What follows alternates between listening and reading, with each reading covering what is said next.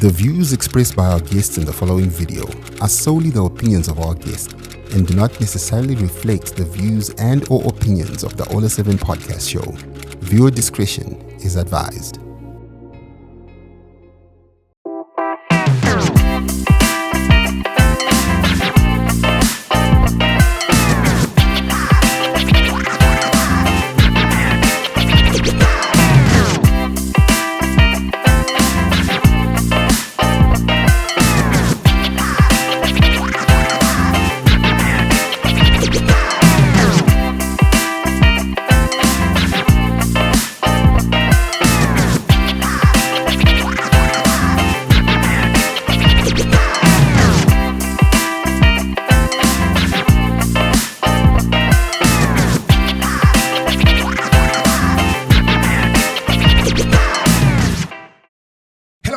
My name is DJ Ola 7 Owen. We're Kwamadondo, the Chief Airman Show on the number one podcast in the land.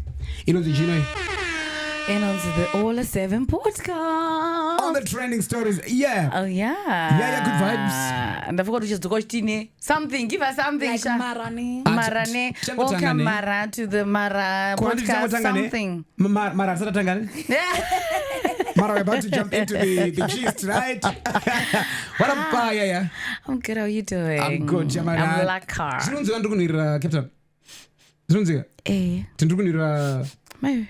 About ugungwa something starfish exotic ocean. Right. Yes. Makapfeka white. Murimo, I'm not a boat. Yatch. Ichocho. Yes. Mune my yellow bone. Yes. Anga akapfeka white. Akakula down. Yeah. Wait, almost confidence. Akakula down. Ambasina ukula individual ndakaona my yellow bone Vaitamba. Vaitamba vege nini? Aiwa, imi vaitamba penyu pega. Chazvakanakira ka. Olaitamba pake ega my yellow bone achitamba pawo ega. Mupostori. But be very careful. Because paka wantu kumafona camera ningi on guys.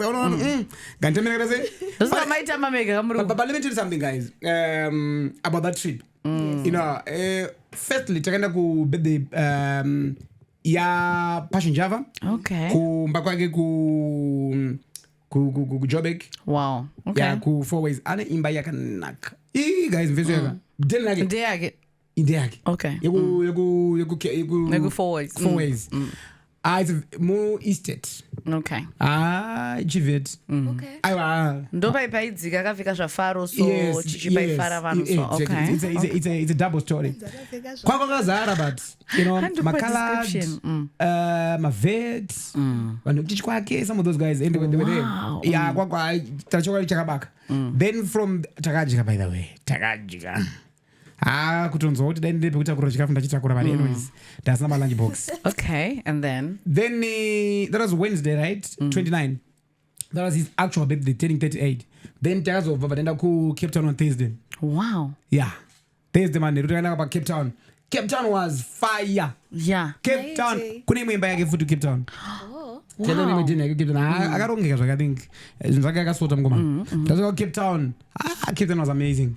Ndoberekazi ndakakuyachi baba tauna yachi party nana Buffalo Soldier ana Zigo wangu ariko ana Sparks ana yeah ona yonga kwandisa guys. Wow. Ana Spirit. Yeah. Garamba majava. Aiwa. Taka runs with Blue Big Apartments. Pakanaka like it's a hotel but it's like more like my Airbnb. One of my apartments so unongone room yako yako life yenyu. They do like Ramos lounges, big lounge maka wanda kuchita say I don't want beer, I don't want my drinks, let's do my grocery. Tono saka makatombona materi pa birthday munhu wamwara. Muna mato. Takana mato kairi baya nchazia. Kana wachikafu shao. Wachikafu. I'm to God bless my food. I mean, I don't remember what was. So munhu wamwari was celebrating in style. Yeah. But as enda ku yachi kaka. Yachi kaka ndo kama baby amakana ya. Satashka eduyachi. Pane outfit ya Faro yai. Did you ask him what was the inspiration behind? Yeah, ndakamubvunza. Zvikanzi. What did he say? He's like, I know, he was inspired by Winky D, something like that. Really? Yeah, Winky D, remember the outfit? I didn't but kunda hangu chichi but pane yakona wingi D akapfeka that sounds like passion. Of course. And also then you talked about then akazoisa imwe picture ya Megan Good. Yeah, I got dressed for Halloween. Yes, something like that. Exactly. Like you wanna inda some inspire. Prophet passion. Okay. Yeah, but that was the response. Nangovunza kona munhu like anonzi prophet wakwe ku church. Vari muyati nemayelo bolo unonzwa sei?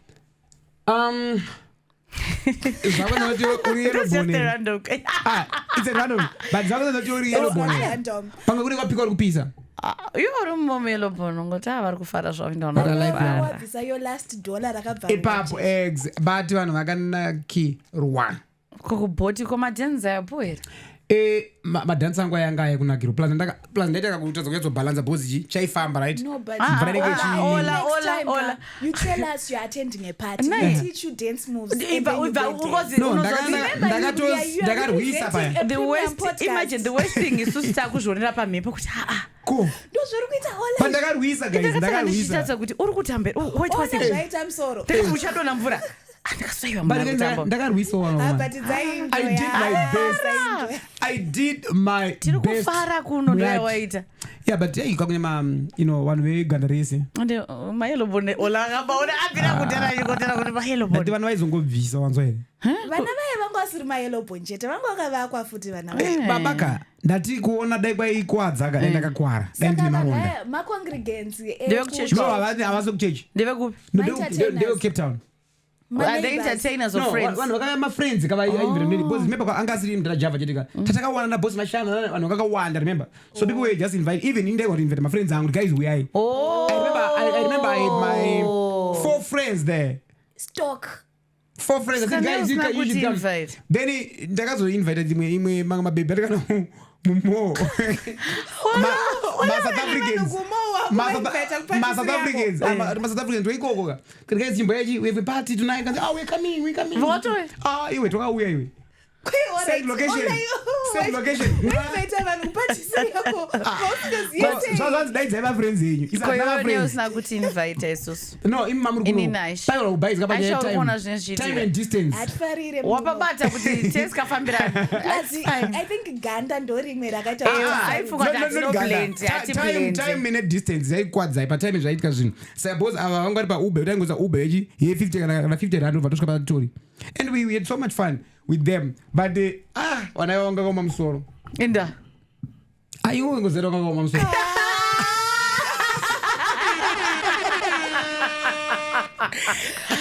no why maseka guys why mabata chimi it's okay usazaranguri thanks tonga toka mali musoro asi twakanwa watu kadagwa tukadidi asi twakaoma musoro they'll say Ola's friends yeah we're friends we are here to party okay just to party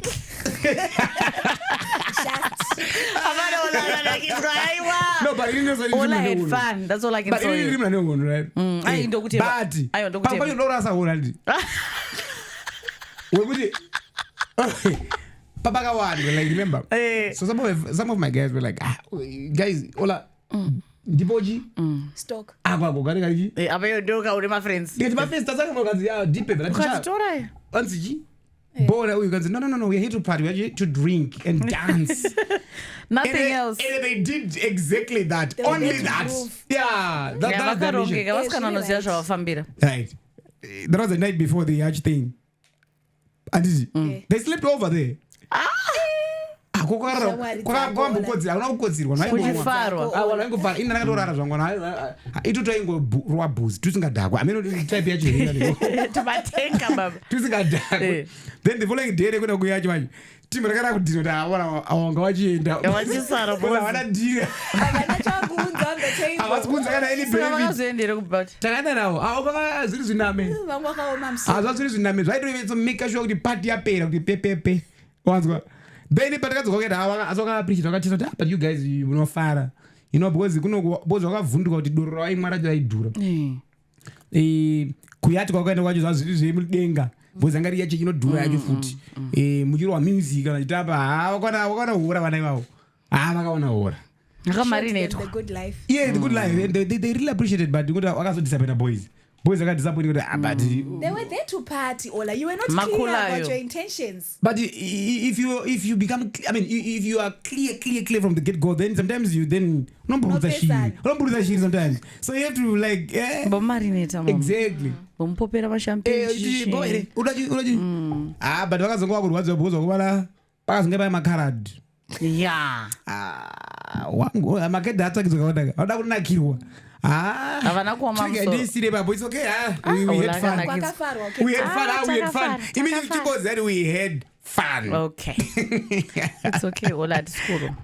By the way, it's okay. Hey, listeners, our viewers, did you know that the All of Seven podcast is proudly produced by Giant Media? At Giant Media, we don't just produce products, podcasts. We bring your ideas, to life, from marketing campaigns and also, my strategies, advertising, PR campaigns, to photography and also videography. We handle it all. Live streaming, so if you need help with event planning or hosting, looking forward to a studio to hire for your next project, want to launch your own podcast, Giant Media has you covered. Whether it's creating content, growing your brand, or producing top quality podcasts like All 7, we are here to make it happen. Giant Media, changing the narrative. If you want to advertise with us, if you want to maybe place your adverts or whatever with us here, you can contact Helen on 0772 622 64. 0772 622 64 or Shepman Mandishona on 0774 690-078 0774 690-078. So ndoba mkwaza kunge mchivabata. But guys, as we kickstart our show, I saw a viral video. Iva laskala tu wangu wachiri kusana. Ndakaweza ndrimi ya achia. In the middle of the ocean, my guys. In the middle of the ocean. Sorry, Sha. Nandrim ocean, guys. I'm not jealous. Jealous. No fanaro. What I'm done on video.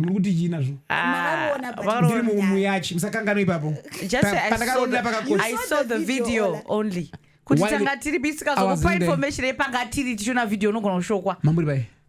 Imi.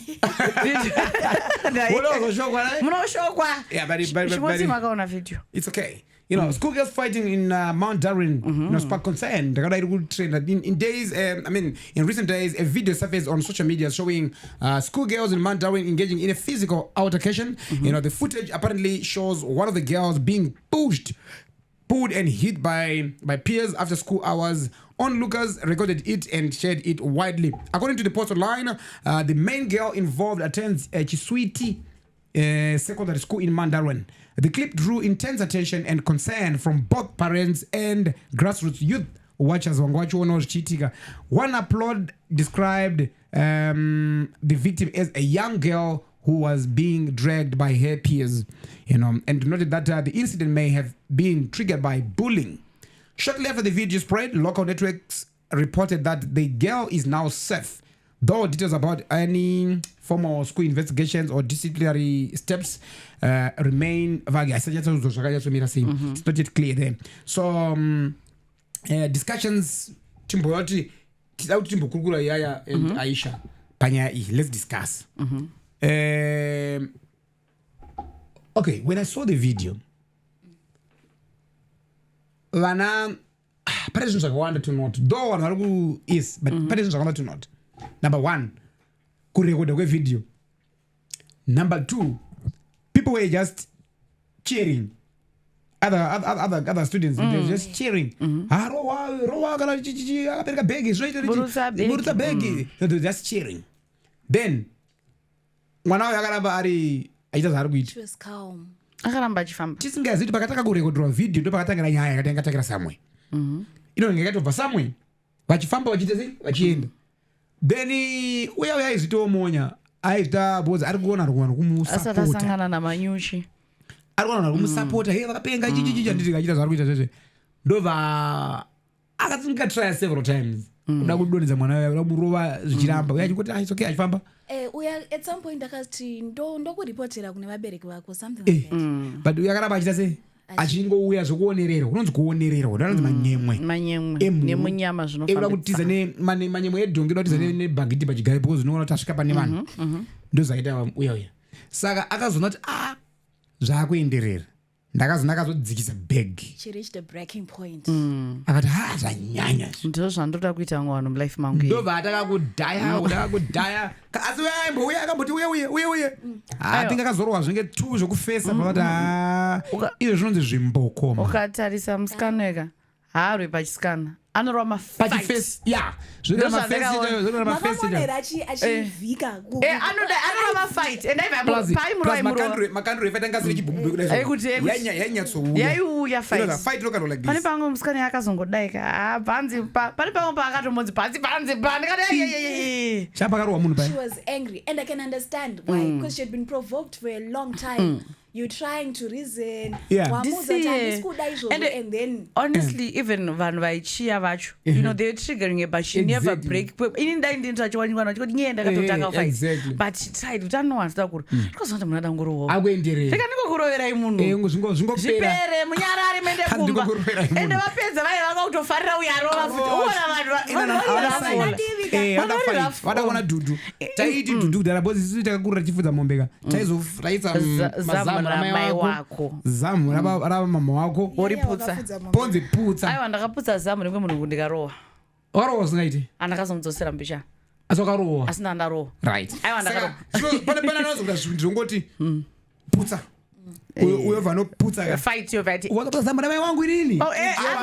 Mavha rotaura hasha dzisabasa dzoputsa zamu. Bakarowa kuti bozi kudhara ka inenge iri nyaya kuti Aisha na Ola Aisha na Yaya amuna kutadzirana tatinondofudza mabebo totoita na bo afana ngotangira ipapo zvonzi asi anorwa mwendiana pata munhu wani zvonzi uyoti androwe ava mutowirirana muri mafesi investigate nyaya kusina basa iko matumbirani mazamu ndumbi mazamu iyo rako anorwa mwenga aputsa unotanga muchichika yozongonza fadzangu wapusala mai wangu iwewe korova ngazvekuti but I think ndoto zvakazoitika pamwana but now I don't know, do you think kuti mwana uyu anofana kudzingwa pachikoro because of bullying uyu akatanga fight?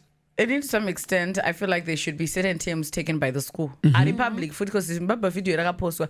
To know kuti mwana kurangwa say bullying is a very big pandemic when it comes to my schools in Zimbabwe, even outside Zimbabwe. That's true. I remember when I was still in high school, I was by Queen Elizabeth Girls Eye.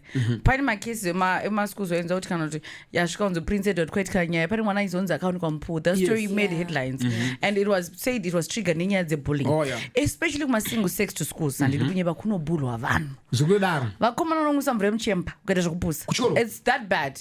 But autaureka because kuti uzotaura kuti unoshinga ndonyaya unoti unogona kutofa nayo usina mbobvira wakaita sei wakaudza munhu and zvinhu zvacho zvinonyanya and if you can see from this case and dai mwana asina kutodzosera humiliation yanga anayo dai asatorova wese dai akabva arohwa aigona kusvika mumba zvikura chaizvo kuti ndarohwa vanhu vanga vachienda kuchikora anosekwa mangwana anga achasekwa zvekuti kana aisada kunonyera wamweki unoramba chikoro chinorwadza mwana unoona vamwe vana havafariri chikoro because haasi kugona mwana uyu ane fiye yekutoenda kuchikoro pese pari kumuka kuti ndakunosangana futi nevanhu vaye vachamuseka vachamurova. So I feel like bullying is a very big dynamic, but I've seen that people are now coming to side kwe inini honestly I'm willing to even pay part of his school fees musikana akarwa munhu why akaratidza something that power was necessary but I've seen also vamutarisiri vaposta vachiti vada kubatsira airova nekuti maybe akapiwa pressure nemapeers ake that triggered also, but for me honestly I'll stand my grounds on that.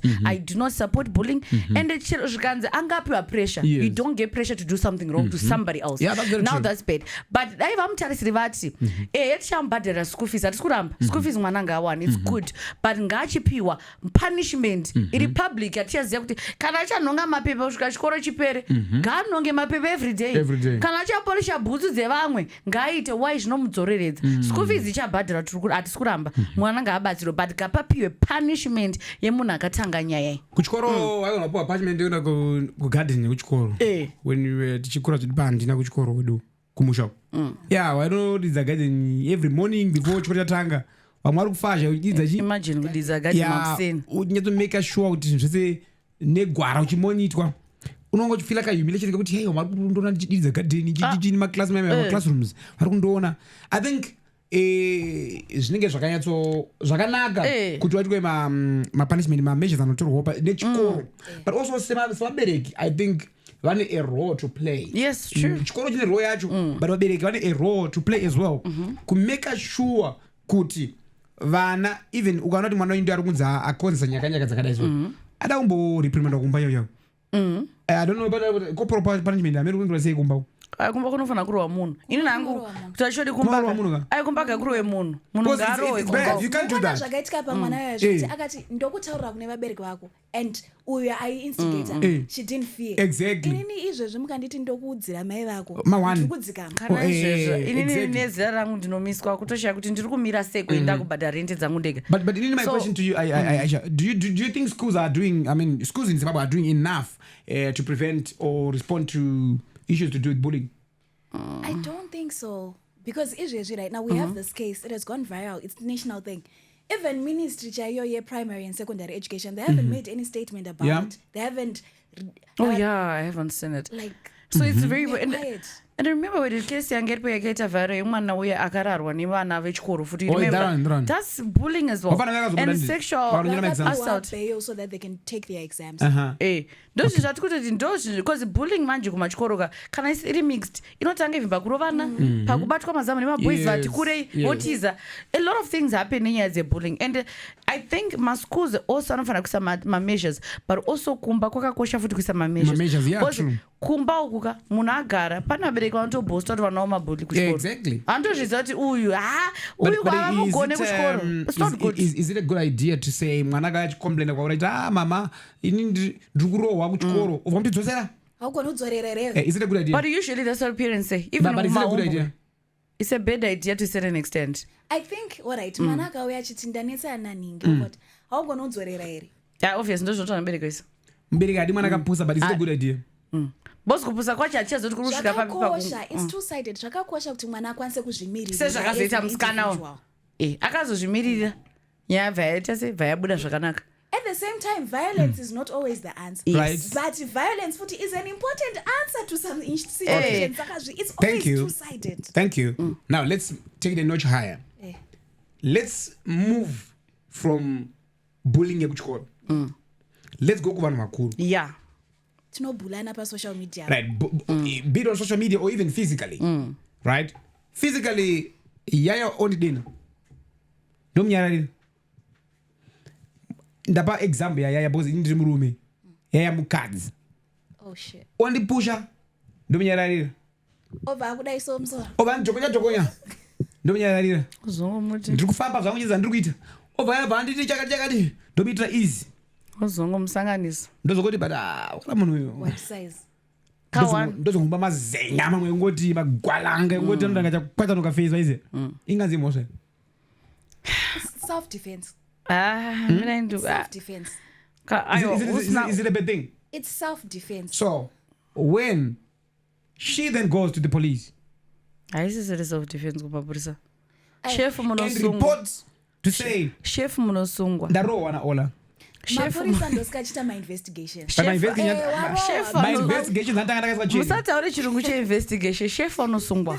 Mirai ndikudze. Dzakachena. Let me be honest. Ichi ndochokwadi chemara. Mukadzi akarowa murume. Chiro nyaya yake ndapa internet. Vakadzi vanochiya murume, varume vanochiya mukadzi, varume vanochiya mukadzi. That's how sad it is. Mukadzi anorwa mafight. Akarwa murume zvonzi murume andamborowa zvarume ava aiwa murume ngamborowa aininu but murume akangorwa mukadzi even iri pamaoni yabva yangorita kuti mkwa yongoenda online vakomana women's organization vabudane akawanda guns blazing imi amutokwanisa kumirisirai munhu iyoyo. The reason why I brought up this is because I saw a lot of people celebrating that the other girl eventually won the fight, but I was like, okay, was it a good thing? Yes, she defended her side. But was it a good thing? Now, because in nyaya inotika muwanhu vakuru cheche. Even varume cheche, varume varume vakati vakadzi. Chero mutemo uripo pani paunongoda munhu ada kurohwa. Are we now saying munhu akakudena mudzoseri? I think that's the self defense. are we now saying aiwa kana iri pa self defense situation unofana kutoshinga because unorowa and unokuvadzwa imagine she hadn't won that fight watanga muri kundandama kudaira zvenyu let me take another I'll take it to another notch higher again ndova one tanga uchindokonya uchinda sei uchibondroba gwati ndinyarara atitika ndichita easy ndo nazo ngokuti what don't know what is ainzwa manje in self defense mina ndikudze pa ayo the bad thing is what I know I will go to jail. Why? Because it's a murder culpable homicide. Because pale pasina camera iri kurecord ma incidents akawanda edudu dziri kuitika yaya vamwe vari mumajeri vasikafanira vari mumajeri ndeye kutoti pakashaya camera yakarekoda fight ichiti kuti ndiana akatanga fight for you guys to just fight aiwa yengeri self defense saka judge anotonga maringe nemafacts ari before mapapers ababeri pake before the court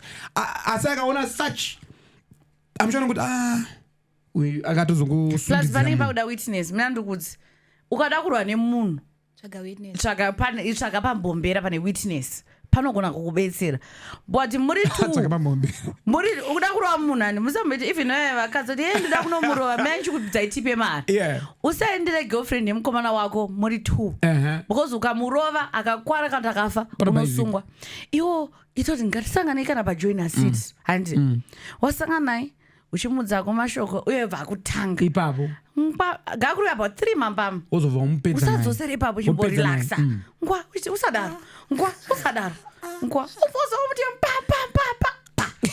self defense my tactics self defense dabare vanhu I want to know what about serious note wakameda fight should I be honest talk about is violent me I'm sweet me I'm sweet this is violent guys I'm very sweet I'm sweet. Can you not see but tell me the truth on God muchiri kugara uko tell me wambo hangu ndakazvimiririra uchiri mishi usati wayaya that face is guilt ndichiri mishi ini handisati ndamburwa nemusikana I'd rather be honest the worst I've done kupusha munhu anganditerera ndikasamupusha uyu ndakamborwa nemurume fight chokwadi sa murume angatondijairiro handibva ndite mbama ndikati unonyepeni vandachibhakera sana ndakatongopfekawo bhutsu iri heavy vanangomukikobva akanodona fast vanazongomutsika pauro abvazowana momentum vasumuka vandi kwakwakwa ndakazopiwa dzangu but mufesi kwaranodza vangu kuti uya nesimba mbichanwa ndakamira but ndakazopedzerandakaita self defense ndo zvanga chita kuti vanhu vanga vari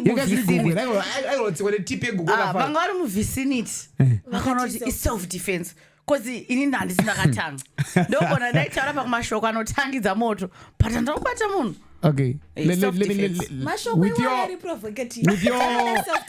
with your indulgence ma'am chichakakonza mite fight inini munhu uyu ndandisina kana kumbomudena ndiye akanditanga nemabasa ake akashata vanamubvunza kuti wei uchindidaro iye abva atara mashoko ekuti ndiwo ndondiitisa mabasa angu akashitikata angakuchita kwaini ndinokuitisa mabasa sei ndiri munhu wamwari kudai hani muri kuona saka mukutaura uku vaazongobudawo mashoko akashata mukanwa mangu alright vazvamutsamwisa vakupa mbama but ini ndaivhika mbama nezvibhakera shoko rona kuprovoka murume zvekusvika pakuti aiwa vakadzi tinotuka guys ukangomudzoti ifanga uri zvako hapana zviripo inini mina ndikudze kana uda kungorwa iyi remedi yekuti urohwe kana uda kurohwa uswa kurwa nemunhu wako number 1 mudzoti haunaki uri serious ita muri pakati pefight pepe uchiita unozoti haunakiwo marohera unoitwa unotifonera that's number 1 number 2 uchirwa nemurume mina ndikudze vasikana havadi kurohwa uchirwa nemurume handi achipopota iwo unenge wakanyarara ndi iwo nyarara handobva ngomutipa handi mukona apa panorwadza rume apa musambopaderere obva ngomuti pfutsego usamunongedze zvomwe ndoti ndindindi unorohwa iwewe zvinoitanga uri kumaandamina plus wakutaura naye usamurespect handi kana mudana baby hey babe chichichi wakurwa nati iwe shamwari iwe chivochinja munhu. Iwe. Unorowa. Iwe. Uchimunongedzera guys kubaziso. at home. Unorowa. Please do not try this at home. Do not try this.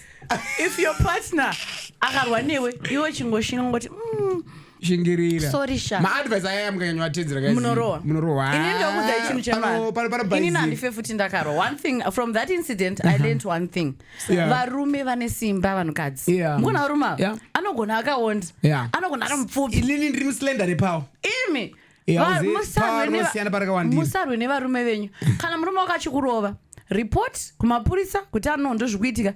Kana wazonanya kunetsa iadvice musaitori pandangokudzai ukona murume wakachinetsa stereka chimadoro unomutaimira bva kubva fanika unoenda kubva ndoanonzoka nhasha dzake okurovera kubva iwo isa shit ndikuze planning unoisa shit neduvet opinda mushit unoisa shit redouble rekuti unoisa repasi pamusoro asvika arara fanika anodhakwa stereka unoziva arara musi arara omufugidza musoro mukonzwa mashoko angu baya wotora twine munoziva twine twine yakudare nezitsonorera isona bhutsu kana uchida ukatsvaga vakomana ipabhutsu vanenge vanayo tsono even downtown noiwana wobva waisa twine mubhutsu akarara ndotizoita usarari wobva wasona shit uchitenderera kudai unosona kuti usona zvomba uita blanketi chihombe kudai so yekudai uchitenderedza munhu ari mukati wakavhara anofema usatye anofema ndozviziva wobva watendedza kudai musandibvunza ndozira kupi munhu yeso izvakunda kutora nyako anenge amukati meshit wobva watora chekumubina nacho handi chawatora ubva umubina handi saka yaringashaya kubuda habude wakasonera jeez zviri kuerezwa mana but habude we say no to but waita izvozvo but ndazobuda hangu mushiti macho izvi zvinoitwa mabhegi akapekwa kana usina kusimbatiza aiwa izvi zvinoitwa mabhegi akapekwa disclaimer mabhegi wakaita sei watofunga kuenda obva washayika vicinity imomo ukazoda kumirizika but guys ini namushiro nichijoka nemi I don't love violence on musarwe wiriranai kana zvaramba siyai but speaking of violence and solving issues immaculately yes we are saying no to gender based violence vanhu musarwe wiriranai kana zvama honestly sit down taurai nanasekuru variko hanzi ane nyaya dzinoescalata anasekuru vanosolva maproblems ana amweni ana atezvara ndosaka varipo mamarriage kana iri boyfriend kanyanya kunetsa siya you are still single siya munhu iyeye hapana tete mukomana unofanira kufambira kunoona hausati waroorwa man so population solutions for health with support from Embassy of Sweden in Harare launches the next phase of Love Shouldn't Hurt campaign aimed to redefining strength in relationships and together we explore how men are transforming their relationships by using their strength to love not to harm but also on that vasarume chete vanoinstigate remember nevakadzi vane vamwe vakadzi vanotorova so Tafazo and Chipo advocates for non-violent relationships, inspire us and remind us that love should be supportive and never harm. There is strength in walking away from violence. There is strength in choosing love and not harm. Hashtag love shouldn't hurt. Hashtag rudo arurove. Hashtag utando kaluhlukumezi. You don't have to beat someone. Walk away. Famba, fema. Sometimes you need to breathe. That's true. And it's when kwa usanyanya kuvoa face ana nemuna kutadzira kuda kutota head on. Chimbomsia 2 days, 3 days. Go again, sha. What wakazoti chipa. Let's have lunch. Let's talk over dinner. You know. Yeah. All right. It's not fake. All right, as we move on. It's okay. It's okay. Yeah. I think there's only one body part you should use to discipline a woman. Okay. Thank you. Tell us about. No, that would be it. Oh, one body part. There's only one body part. There's only. Don't use your hand to discipline a woman.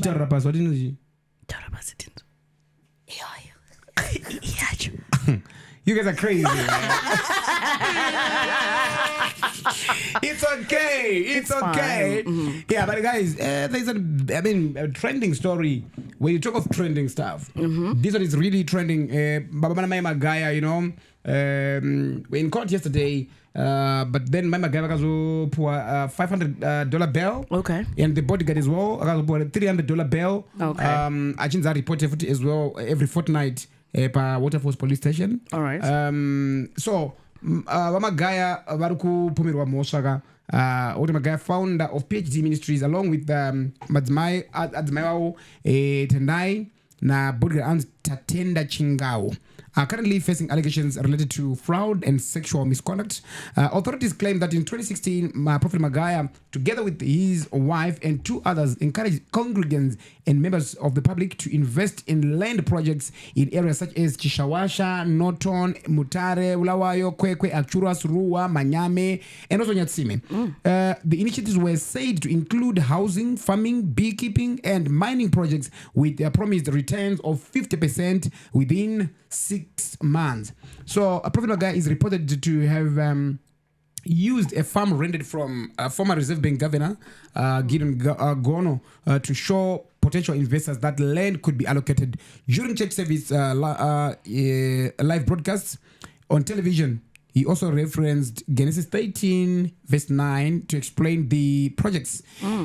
As of now, no funds have been recovered from those involved. Prophet Magaya, his wife, and the bodyguard wakasungwa ku Prayer Mountain, in Prospect, Harare, following a confrontation between his security team and the police. So yeah, we are following this closely. There's Rukfamba say, but as we speak, Prophet Magaya will be back in court on the 13th of November. Yes. That's next week, right? Yeah, next week. Yeah. I said on a Thursday. It's a Thursday. Yeah, next week Thursday will be back in court. But Maiwa upper bail and also security, the security of the bail as well. So his previous arrest was in 2016.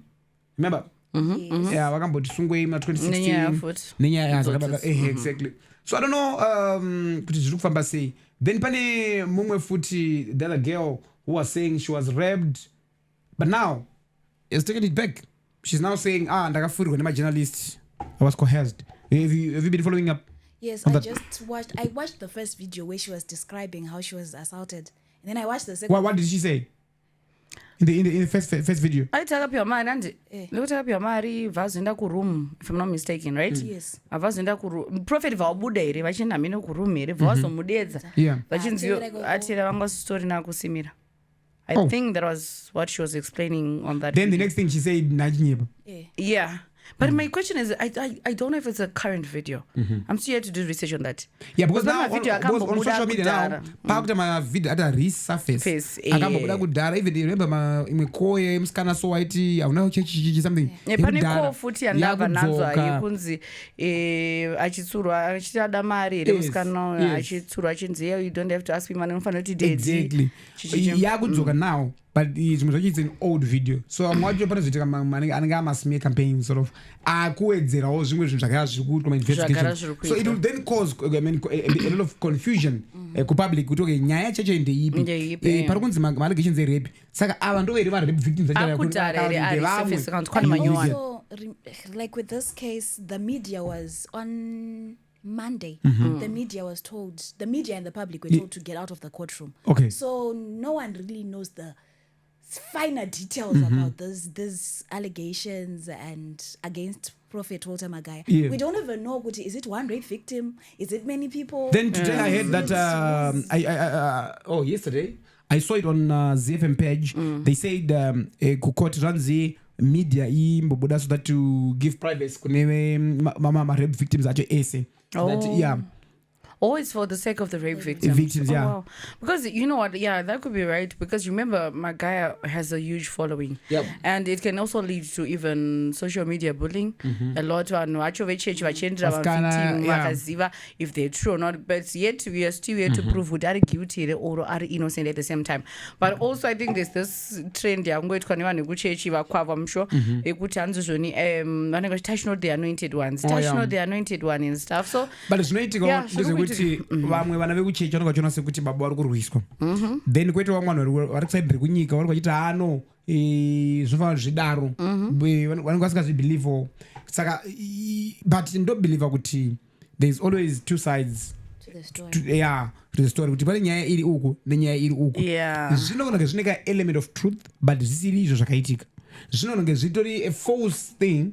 So it now just maybe we'll say let's wait for the courts to decide and tinye my investigations okay akamira suppose and there is gender commission involved. There's also women. Zach is also there. Zach is involved. Serious? Okay. According to some article I read, I think it's on Newshawks. Yeah. They were saying the Prophet has been under investigation since 2019. Okay. Oh. Yes. All along. Yes. So that's the thing. So there's a wait lot going on. Tongomira tonza, but also like I say is munhu atingazovimbe nemunhu. Vimba na Jehovah Mwari wako ndo the end time kuti vanhu vanoparidza shoko raMwari doesn't make them sane as well. And munhu sanotadza, munhu sanotsvaga mari at the end of the day. So kana uri munhu wechechi usanyanya kubatikana nezvikuitika. Iwe inyati hautongona access yemafans. Pane zvinozongona kuzobata. Because you know what, Prophet Magaya was praying mountain for almost 30 days. And fasting. But I saw some of his videos during the night, but there's a night where I saw. And he was on camera praying, you know, sort of he was praying there. Then exactly I think it was exactly a day that he paid the prayer. Then Asungwa the timing. A lot of people were like, oh, why have Asungwa soon after prayer? Do you remember what happened to Jesus after 40 days and 40 nights? What happened? He was tempted by the devil. So sometimes if you pray, you know, my levels, you attract a bigger temptations. Spiritual battle. Oh yeah, maybe. So now I think we paid that. The vaenda, you know, mapurisa unotora munhu vachingobatwa. And now did you also notice his physical appearance? He's like, you know, changes, like beard yachinja. I think because of fasting. But honestly speaking, abakune Friday turnaround. Friday night of turnaround. I think Mama Naingwana, until the young boy is now also preaching in church. Yeah, he's now preaching, but you know what? You know, this thing has been church prepared for a long time. Yeah. Maybe they're going to pour a bill. Then nyaya chitongo zvayamuna aita sei amboenda kuenda turn around. You know, like no is nyaya dzikatongosira kuti bozo ukadaro mari victims anotsanga. Yeah, kutoti munhu ambopiwa bill dzavo vanhu vakafila. Honestly, I don't know. Ini chandangodza vanhu I was not expecting that. Vanhu venyama munhu chiro akaita prophet chiro zvikanzi aite munhu ese ane zvaanozoita bcause munhu wenyama iwo vimba najehovha. Kana prophet vako vachikuita zvinhu zvekuti unonzwa kutsvika padhuze naMwari, it's fine, but usazofunga kuti prophet is just a vessel at the end of the day. Vanogona vachitoshandiswa naMwari. Ndosaka Moses akauraya asi akazobudisa vanhu muIsrael. Saka imimi musanyanye kufocusa manje online muri kuti chingoramba imishinamati turn around gaitwe sanganai naMwari. Because makapiwa platform nemunhu waMwari vari kumborwo nezvinhu zvepanyika. Okay. Tozongona kuti makotsa. So we'll give you more updates. Chinzo zvakamira sei as the story unfolds. Tichenda mberi tichikupa updates acho zvakamira sei, but I've heard that he asked the magistrate court to say he's not going to apply for bail at the magistrate court yesterday. Instead, he will do that at the high court. High court. Yeah. So we hear from that. But also there's a video which was trending on social media. Madzibaba who recorded himself achita chiteuro cheropa neropa remba. Did you see that? I saw. Okay, I didn't watch the video because I'm very sensitive. But ndakangoona headline pa zimsele. Yeah, I saw a clip. I'm like, what's this? Yeah, I think you can assist us there all. No, actually, pandona kuasitera pekutanga. Ndepekuti chekutanga vana vatingati mapostori rekana kuti vanongoshandisa star chipostori. Ndo parada nditange napo waya nemubvunzo wakanaka. Nekuti vanhu vakawanda vanoabvisa star kuti madzibaba. Ende vakafunga kuti munhu mupostori andongonzi madzibaba bozi mupostori. It's not everyone. It's not every white garment ngikini congregate avana kunzi madzibaba. Ini ndaingofunga kuti munhu isane zuda mupostori.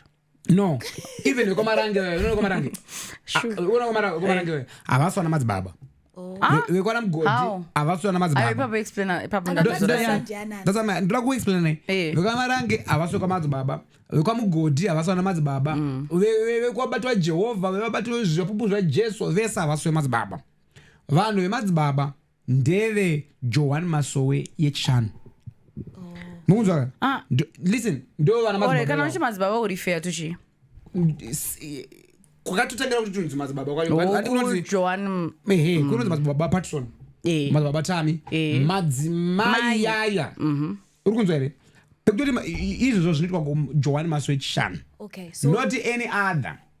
So any member of Joan Shanu ndo madzibaba kana madzimai that is why you madzibaba ningi madzimai ningi kovamwe ava then vamwe vese vanoshedzana nemazita avo vamoyo bishop ningi reverend chakadaro mai chakadaro mai Aisha akumbonzi madzimai akumbonzi madzibaba but because madzibaba cheJoan Maswechishanu iri popular uyezve iri common munyaya dzekubatsira vanhu kana kushandira vanhu handiti mukushandirwa kwe maproblems evanhu saka vanhu vanoti nyaya yekuzonzi kushandirwa kunobatsirwa ndo yakuitwa associate nevanhu vasingazonzwisisa about the doctrine to say saka munhu anoshandira wese ndiani ndimadzibaba taenda kwamadzibaba ningi and even kumasowe kwacho kuJoan Maswechishanu kuti madzibaba patron it doesn't refer kumunhu anobatsira munhu wese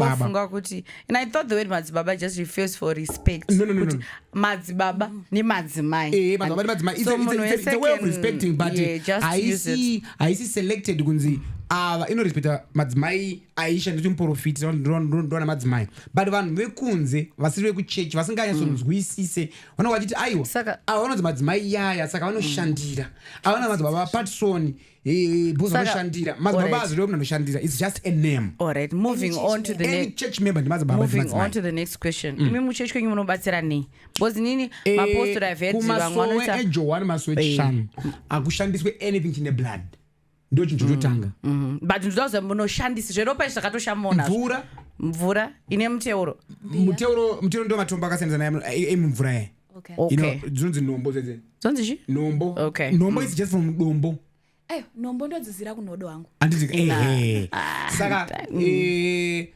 zvimwe zvinonoshandiswa kumasowe tati mvura matombo mashizha chachayo emuhacha uyoyo anoshandiswa pamuna mato usati pamuna mato then also mashizha iyayo right nemvura tokoti mashizha matombo nemvura maybe nemafuta cooking oil yayo why ku mafuta ewai ndio mai kumasowe chacha kumasowe akushande mafuta enhingirini mafuta ewai ndio apa lost kune machurches anotora mafuta ewai achiita unomatora wega mafuta ewai fembero kana chi but imamo zvishandise yes iso atishandise inoshandisa cooking oil iso shandisa cooking oil ne inoshandawo painoshanda handiti kam ndo zvinhu zvoshanda masowe izvozvo but kumwe kweso atite izvozvo saka uyu manje mufesi uyu akashandisa ropa rehwai uyu akatoita rembwa sorry I mean uyu haaswe kumasowe but because akakapfeka gemenzi risiri rekumasowe futi rake kuna vanhu vengotsvuka nditi kuna vanhu vemachechi akasiyana-siyana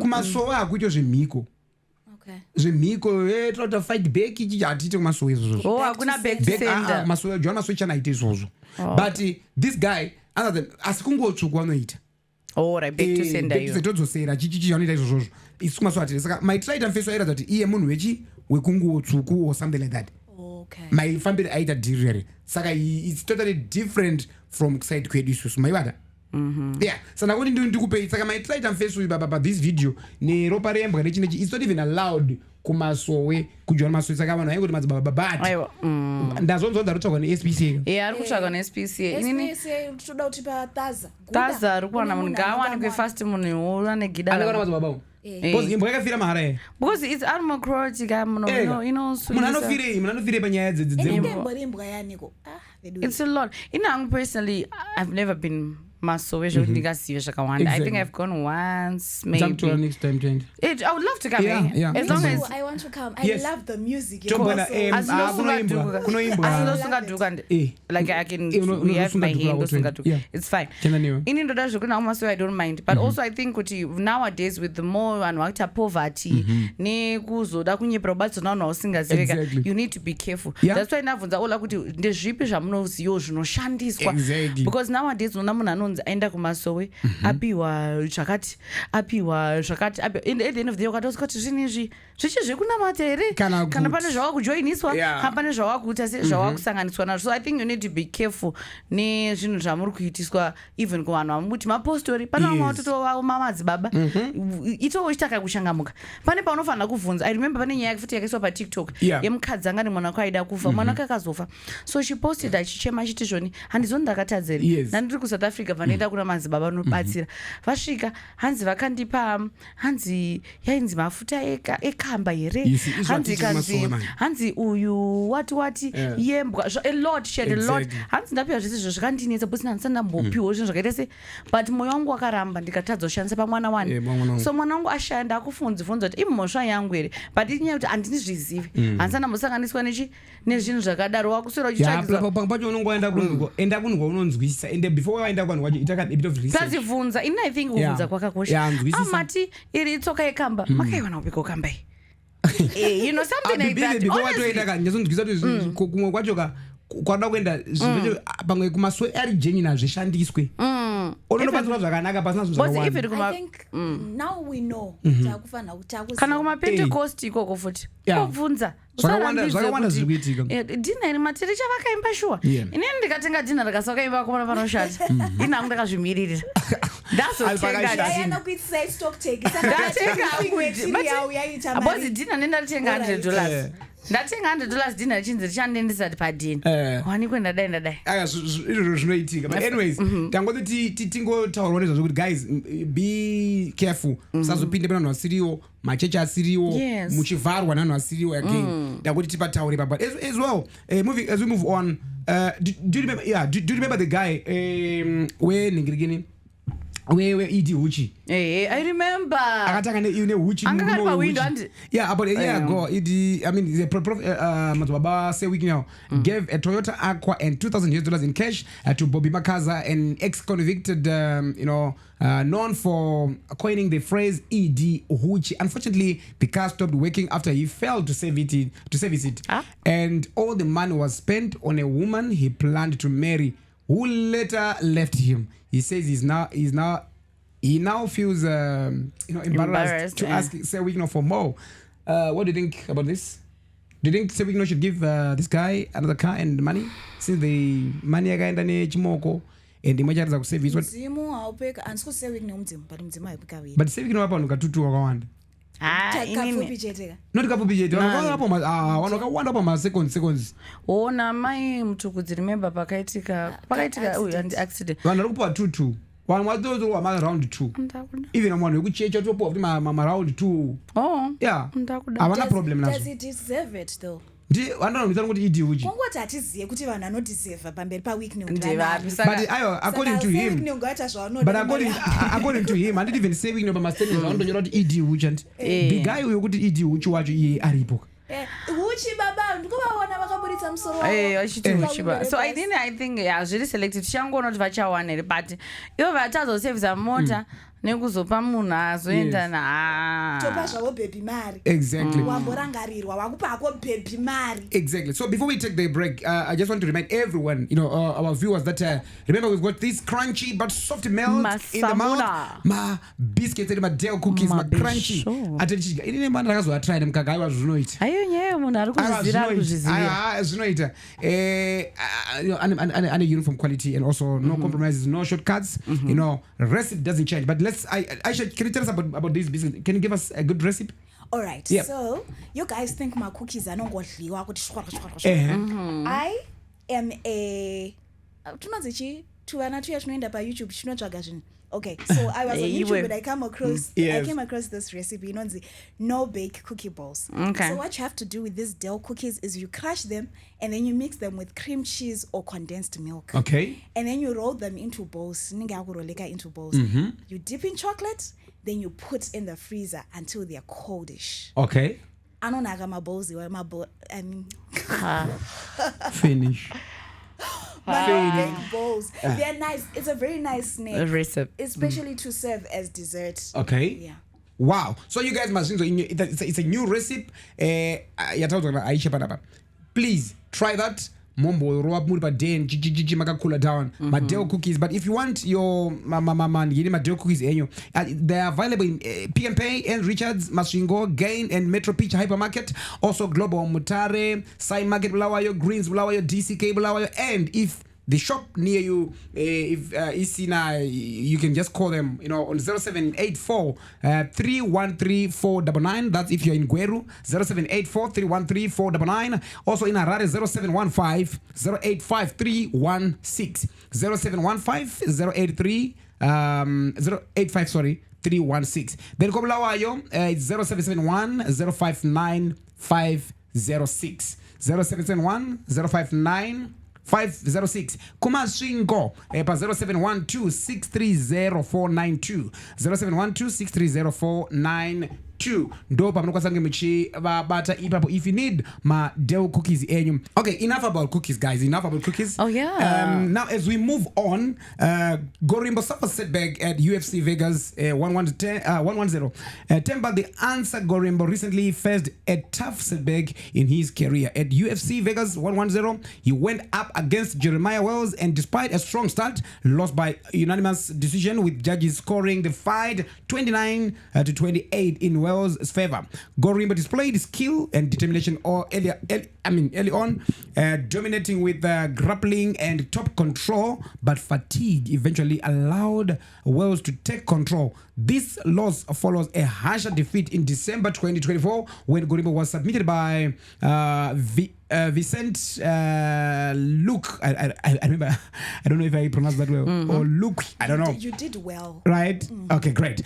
Via an anaconda choke in just 52 seconds, a record for the fastest anaconda choke in UFC history. The defeat drew criticism and online trolling, and Gorimbo later revealed that even some family members had celebrated his loss, highlighting the personal challenges he faces along his professional battles. Despite these setbacks, Themba Gorimbo remains a figure of resilience. His journey from adversity to global UFC stage has inspired many Zimbabweans, and he has even received recognition from international figures such as Dwayne "The Rock" Johnson, who gifted him a house. Remember,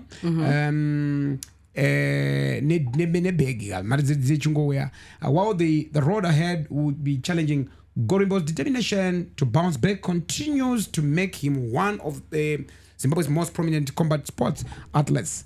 Were you following on this one, Aisha? Yes. Did you watch the match? To my clips, I'm not okay, how was it? I didn't watch it. Muchandi Gutani.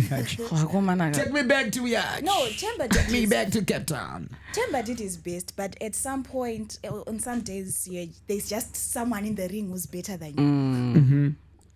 Okay. Yeah, but Saga. But have you seen that online people are celebrating his defeat? Inini kucelebrate kunoitwa Themba, let me be precise. Aisinye kuti vanhu vafarite menyo anombodina vanhu.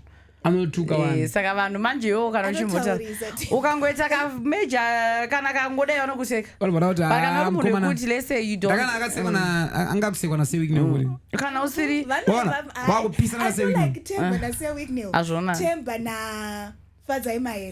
Vanoziyana vanhu vaya. Avazivani. I'm sure vanenge like vanenge vasuwana. We have top fans. Plus vanenge vanosuwana. Vanhu vave ndo team inosuwana. Vanenge asi. Fanike Sir Wicknell na Fadza unoona vakutana. Fadza frenemies. Saka vanhu my frenemies. You know frenemies. No, vanhu vanenge ipizana zveriwa vave. Vanozvipisa zveriwa but my frenemies. Pane mwengu wako kuti unomboti but munhu yagara akaita se akanyara chichi kuitika. But I don't know but I complain at Themba chiti ndindega athlete atamba asina flag. Yeah, akambotaura akamboresa question. Yeah, azapiwa flag, yeah. But matauriro na general zvakanaka. But matauriro acho manje because mukomana anenge chimbota chilauda because sometimes anenge ari anti government.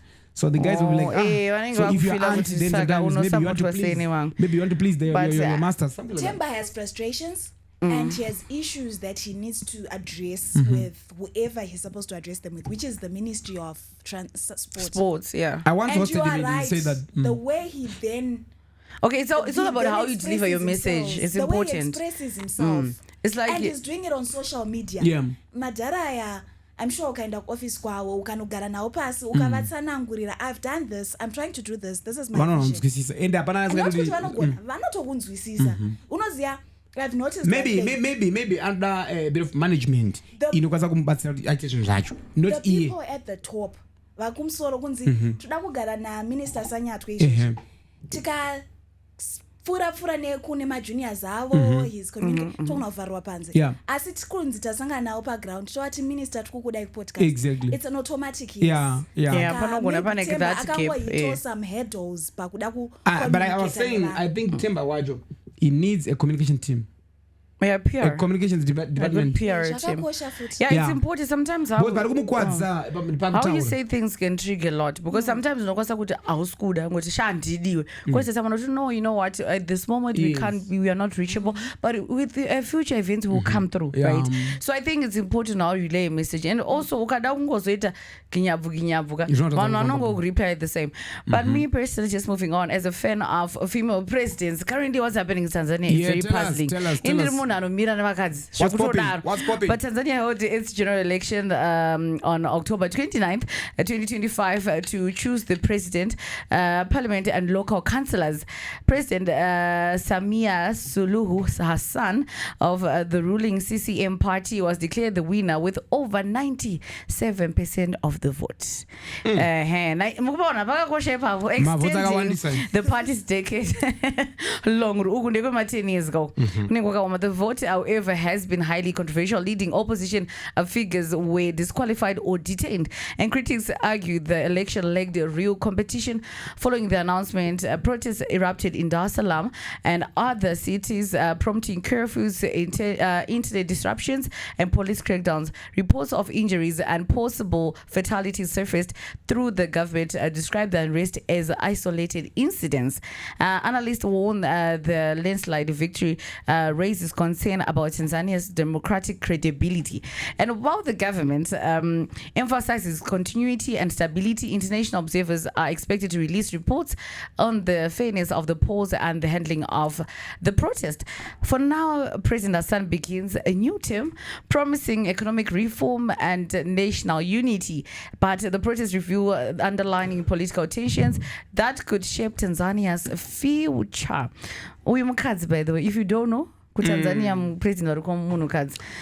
So I think pakanyata unrest nepakuti vakasvika vakaona kuti vanhu vakawanda vakabva vadetainwa vakasungwa maoppositions. I think strong oppositions, to be precise. Kune it is very strong in Tanzania.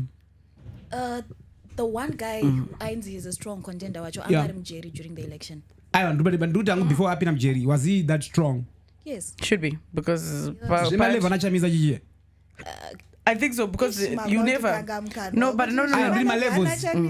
About chamisa pa opposition ke pangari mu ilanga ine masi yamuvarira.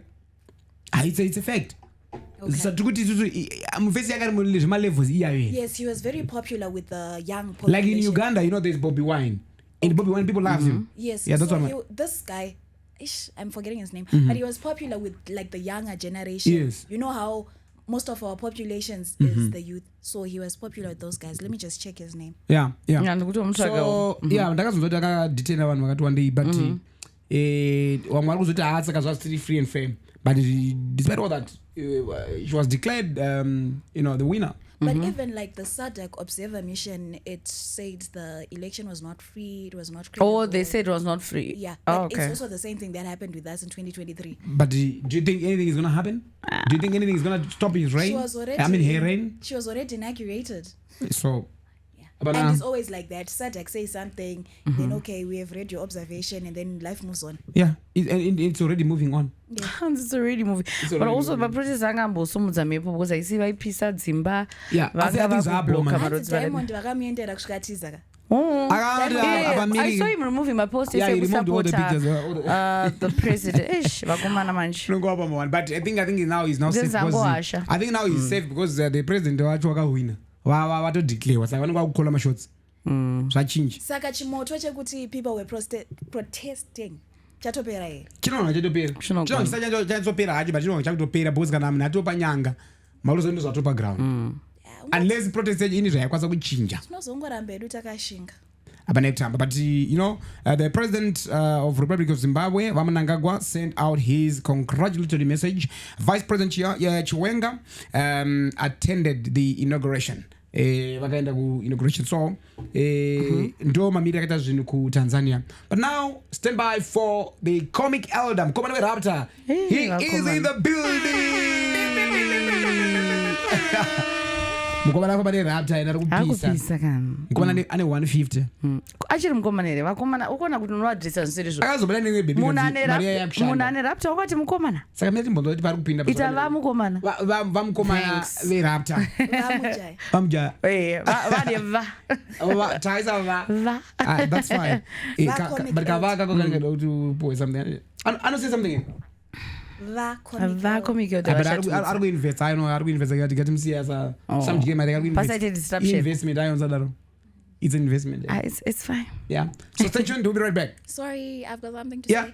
All right, so before we go and talk to Comic Elder, I just want to say a big thank you to our friends from Clear Sight Optometry. We had a case where a mother, approached us and she was asking for help. Her son is short-sighted and she couldn't afford the spectacles. So our friends from Clear Sight Optometry provided them with an eye test and spectacles for free. So if you guys also need spectacles, not for free though, if you do need spectacles, you can contact them on 0774 663 668, 0774 663 668. All right, that's fine. Kumaglazu. What's his name? Wallace, but the clinic is called Clear Sight Optometry. Oh, great. I think you can get your 9 specs like Angwai or even better from there. Thank you so much for watching. Stay tuned. We'll be right back.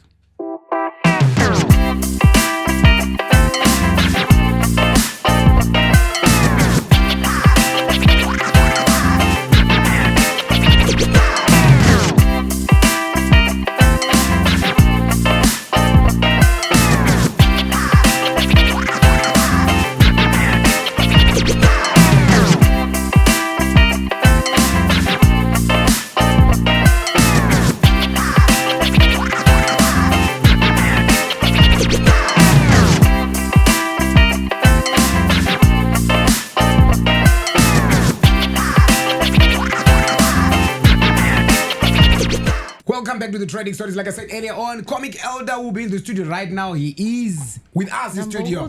Finally. Huh? Okay. What did you? What are you in the studio? Okay, that Comic Elder. Sorry. The comic. Pakudava panda respect. Va Comic Elder vapindira vapo mu studio tinavo panapa. Va comic makadiko. Ndinofara madondo muraiti. Aiwa isitiri. Yaya wedu. I like the performance yaunongochita yaya. Tichiona tiri kunzo tichiti right. Ndozvinofana twane ma youth. Andika. Saka mimi empowering others. Andinchikuona ndonzo. Muri pasi pano yaunoita nayanza no. Upi. Mukomana weashanza no. Ini stara kindotombori kanganoka. You are doing well. Hey, he's just a friend. You are doing well. He's so, just a friend. Ndinokutenda madondo neundipa platform ino iyi. I think tokwanisa kutaura ndirongedzero izvi. Oh, sorry. No, don't mind Mbinga padzinosvika. Dzotadza kukomenda. You're doing very well. That's what he was doing. He's just showing that he's not in that level. Mbinga, you know. Both dzimwe Mbinga dzati Mbinga muZimbabwe dzadzadza kubada kana kuti 20,000 US bank balance. But comic vakazo multiplier and ndikufara. Yeah. Net worth. Networth ikabva boom. Ndizaida kuzoro saka ndova Mbinga yedzaimbo Mbinga dzawo. You know, so how does it feel, my brother? Kuti wanhu vaimbokusaluta, waimbosaluta because vane mari dzavo. But singasvike pane yawana izvezvi. Now vane mari yakapfuura yavo. How does it feel? Ndikonzi vaitaura kana DJ Ulanzo vane mari yakapfuura yavo. Kumba kunoswera kaungana vanhu nesvimbo. But him also had to say wakataura kuti mukomana tamba 150,000 US dollars. Aiwa atakapuwa aya. Chekutanga nditika. Tinofara nekutondipawo kwamaita mukana kuti tinyatsotaura. So nangu asuri yansonzwisa kuti zvakafamba sei. Chekutanga da kutenda His Excellency President Emerson Dambudzo Mnangagwa. nechipo cheraptor nditi makatoiona ndotenda honorable Tino Machakairi ndiye minister wemayouth vakatigonera ndo vakatotilinga kuti tiswedere padhuze napresident state house akusvikika but ukatona watozobvumidzwa ndakatonzi bhegi rako ngaripinde bhutsu dzangu ndakadzivisa dzikaskanwa pagedhi ndadzipfeka ndamukati ine bhegi varaskanwa ndakatopuwa ofisi kaini pane uchipinda kuleft pane court of arms so pane door rakanzi comrade Mugwako nika Zimbabwean bed ndoma ndinoitira manyaya dzangu kana mukada kusangana nini mutanga makumbira government ndakanzwa kuti kana bhora mazuva uri kuonera kustate house repa weekend kunyanya ndo pandinoona bhora ikoko right then chechi 3 ndoda kutenda president's advisor Mr. Tungwarara vari part of kuti mukomana apenye sanhasi zvazvitiri kuita then tochizoya mukuru vedu vepasocial media vanopisa kuti pasocial media aiwa Sir Wicknell vakabva vangoti bomba apo peugara saka aiwa zvanani manje 150 arikuemphasize mukomana wacho but inini Sir Prophetess wako uri kunipa mari yegomi mari. Oh, by the way, do you remember? Calculate 10%. Mira, calculate 10%. 10% Raptor. Aiwa. The prophecy. Aiwa. Handane mari ndakutora kumari. Aiwa, professor ya Raptor wewe. Aiwa, 10% Raptor iviri. Iviri. Ndakuita zvema Raptor neta mari. Pane ndogona kuti pane hamba dzatofamba tichipa vanhu. Hamba ndokupa ine mazove nemabhiskits nenchi nesipo yogezesa saka tinongona kuti yaya patinopedza anonouya kumota tinomba mugashidza mujiba aiwa wakabata basa aiwa wakaona unonzi kuona but aiwa ndoda kungoti ndo government yedu nekungoti recognize so semayouths zvinogona kutoitika zvinhu zvakaitika izvi. You are the first guy, in fact you are the first comedian to act State House for the first time since 1980, since independence. I don't know about the Smith regime, but if you talk about the first dispensation and the second dispensation, I think you're the first. I think it's a record breaking. Ndo nyasha dzacho idzodzo. Ende joka to liberato sekesa futi president. Akaseka mukuru wakachikoka. Wakaseka president. Ipo bye DJ wala pazakatangira musweta ndiri kumawadzi bye. Exactly. But akudzefya pamberi bye pamirike bye. Waichaka. Wamutsangonzwa nekubaya kwemuhapa so wakamira kunyatsve pana pandoita zvita sechidedera so pazandakazongoti ndomukana wacho andatowaone president waone president right kati ndomukana wacho andatowaona pawakasvika tell me how did you react uchisvika for the first time pastage baba aiwa munhu bob wese tiri vana wavo kasaka undopowa ukamwiri right atosvika patatuamurisa pekutanga papeko then honorable Machakairi ndo vakataura kuti amfana vamuzivere ibudza ndakuzomaitaura kuti chii aiwa hapaizezerwa ndopakwanzi mupesi ndiwe maskits vati saka mukuru vanenge vakatozorelatawo pane ravakambopfuurawo nekumeso kwavo ndiye munhu uyu vazodzwa ndiyeyu vanzi aita yadzoke ndakudzoswa kuti pamba ndiri kutyapa vonzidzoka ngati aura tichauya mino ndikangoroerwa panapa ndizvozvo angotaurawo joke mukuru bva wanguita wow that was amazing address right chinhu chandakataura ndo cheaddress ndakatanga kuzoti ndabva ipapo ndikati kundanjitaura kuti kudike seriously saka mukuru panaero kuti ndiri address vakabva vatofara ndikati right at least ndikatoa address exactly teta kuzokwanisa kutrace double KB yedu kuti tiona papi bozi wakaona rongopromisa tikukupa sina kuzouya mukuru wakazadzikisa usingaite so invite kuzoenda kustate zakazouya babi yakauya kumawadzi takaenda riniko it was on a Thursday ingati Thursday nditi then bada timangwana chifriday takazoenda Monday andi Monday wakatongofonza wanzi kudiwa state house taifanoenda Friday mangwana but avanenge vakazowandirwa wangatouzwa here unzi unopiwa something ndakangoudzwa unzi kune double game license mota yakaya sei amuna na AI yanga kundigadzira GD6 ndakarara pa Facebook trenda so trenda vamwe vachibudisa aisuzu vamwe vachibudisa saka ndasatomboziva kuti kwakamira sei ndasati musoro kwakamira sei then mandi ndopatakazonzi tiuye pandaenda na blaka na sosora na moms na mdara wako saka pambamboita vanhu vaida kupinda kuwife vanota vashoma but akazongota meno mati todelete vabereki here muchidhiriangoti aiwa ngazvikanzi ngavapinde atatopinda navo zveshua paipa tatosvika pa tatogariswa pano paipai aya pakarongeka aya pari right but hafiye ningengoripo because unenge ngoti kungofamba 2 centimeters waona mauto ndakaona first lady waisanzwisisa mamuzi ndo vanotonyanyondiziva manje kudarika mudhara because vatoneskitira vaitaura pandakanopinda paipai I think makana ndonga sound yeche inongena ngakatishekera but ndo vaitozi vanoti maadvice kwaita kuti kandakamboita rimwe remene rekubhabhaisa ndege kana marona ndora vainyanya kubvunza saka iwe waida kumisa ndege uri pasi richichi ndikati momuzi zvakaoma chichichi zvikanziko ataya indeipi ndikati ayo ndanzwa kunzi kuri nokurudiwa fomawo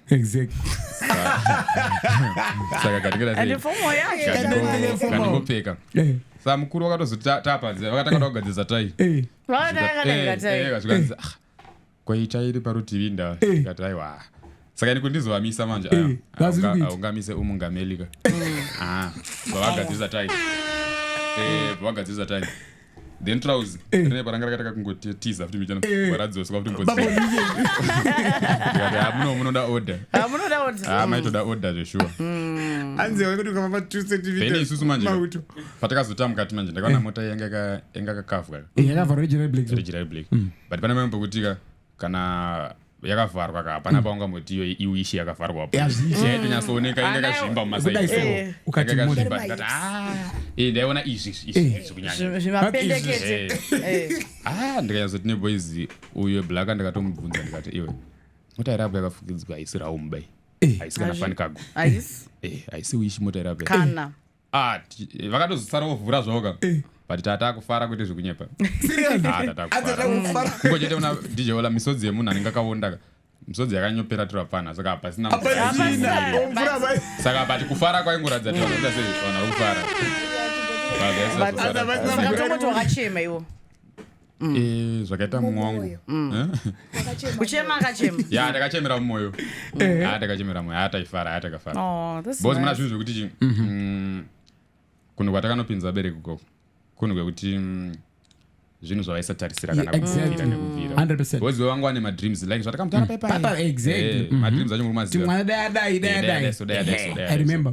saka zvinhu zvekutoti ihombe dzatakatowavhurira wakashamisika kuti tasvitswa mustatehousenekuda kwa Lee because mumwe unowatorarama kubva ku0 kusvika ku120 otofa usina kumbokuenda kweko kana usana nemutungamiri wenyika otongoita kana mbiri yekutoti mota inyafira ipapo mwaipushiswa mabva ipapo but isi takatonopinda mukati ayo pane picture yakabuda was it AI uchiita ngongofamba pastate house kunze uchinzi mwana ari kutsvaga ndii ndakarigadzira ndakatorigadzira manhero acho ndataura nyaya dzeadress saka nangoti kaengagement kachikanga chiri haisaka nango kakanda kuti kangota sei but kakapusha kakafamba panze paya panopisa paya paipe pane pano vakomana pakutobuda pacho ndika ndakatanga ndatonzina mukuru iwe ita sei chipinda kamota muchienda uzandakataudza kuti mukuru inasugona padriver panapa ingoita kuti mudhara wangu abude ndozoti powa ndakumba because daenda kapinda nekufara kwacho plus nefear paipawarwa motakedi waigona kutozinopindana na zimu 1 yotoita imwe nyaya wakutotangidza ma1 saka ndakazongoti no but inini my brother I'm so happy for you. Everyone is remember when you came tichitara I think some 3 weeks ago tichipadapa tichifara tichitara say nyambo just my fun is live but you know what, one thing maybe people need to know this, comic is someone who's business minded, not only for Nyadzema's kids. I remember he came into my office this other day, he said Ola, I'm not going for podcast that day.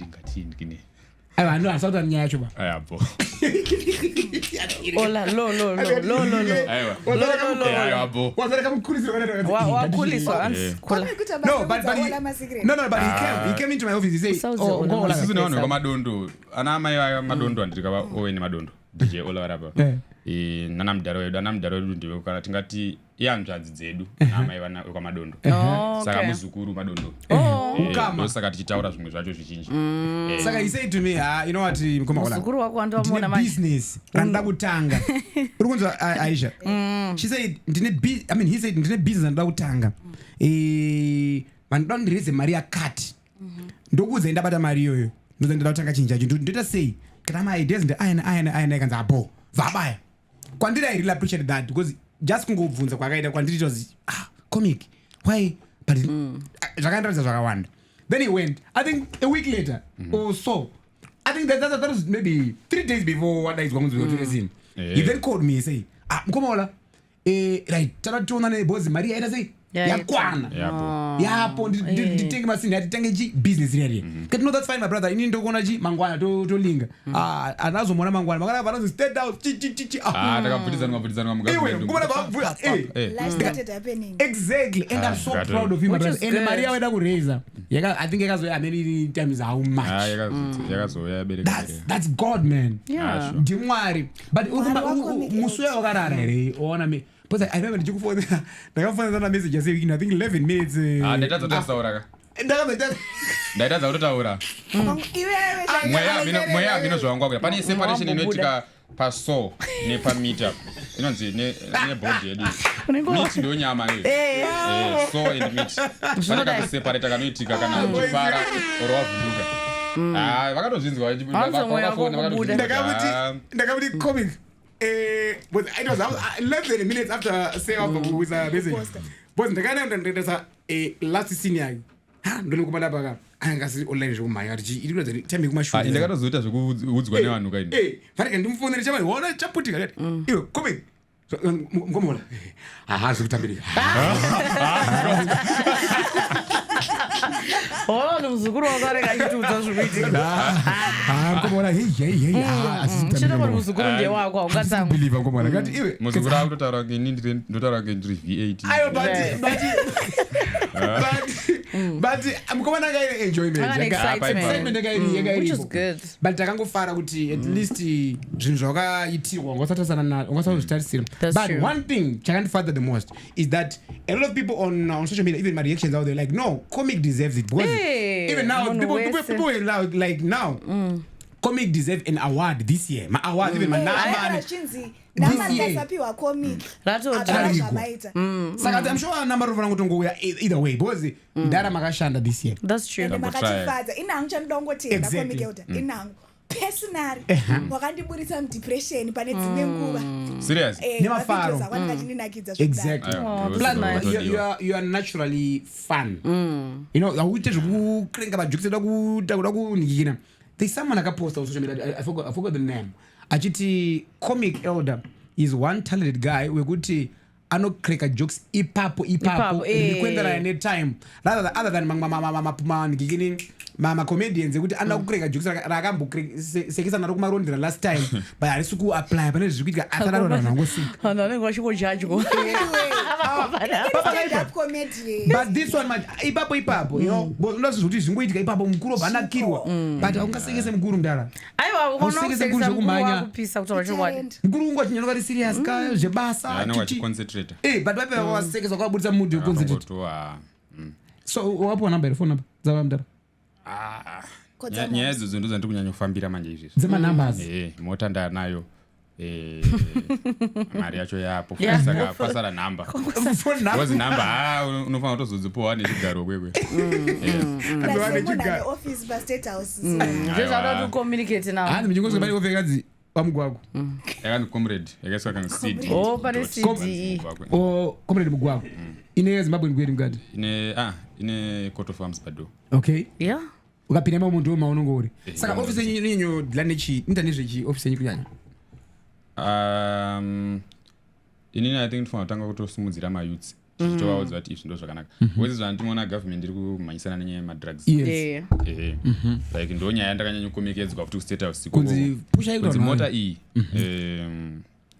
usazotaura kuti hanzi ndatadza kusvika kuglenora ndatadza kusvika nenyaya yekuti handina chekufambisa ndoye kufambisa uchita sei zvinoparidzawo kuti madrugs akaita sei akashata ende ndonyaya itori serious zvaizvezvi zvaizvezvi pakaipa. Are you doing that? Right, nditone maskidzi aritoya achanga achitombomisawo izvozvo zvemadrugs. Well done. Zvinhu zvakakosha izvozvo. Toda kuziva mari uri kushandisa zvinosoro rengoma. Imari yekuti mari yanga yakawanda kana tichitoti zvine musoro zvine musoro zvese zvaraiti zvekuti nyaya tiri kungoedza kutaura ngoma ulandi yekudai so nezvatambotraya kumboishandisawo ndopai pane tikapera paipai tofanira tine something kana tikazonzi taperawo magadzira ground dona stereki atinge munhu isada kunzwa kuti den yapo here makaita sei makatenga here denatopo